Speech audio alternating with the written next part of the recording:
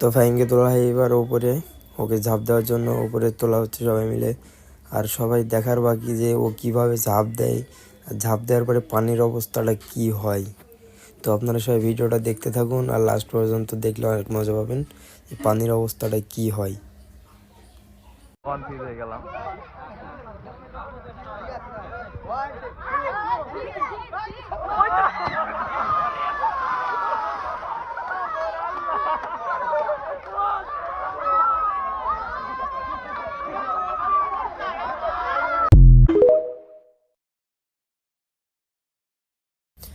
তো ফাহিমকে তোলা হয় এবার ওপরে, ওকে ঝাঁপ দেওয়ার জন্য ওপরে তোলা হচ্ছে সবাই মিলে। আর সবাই দেখার বাকি যে ও কিভাবে ঝাঁপ দেয়, আর ঝাঁপ দেওয়ার পরে পানির অবস্থাটা কি হয়। তো আপনারা সবাই ভিডিওটা দেখতে থাকুন, আর লাস্ট পর্যন্ত দেখলে অনেক মজা পাবেন যে পানির অবস্থাটা কি হয়। কনফিউজ হয়ে গেলাম।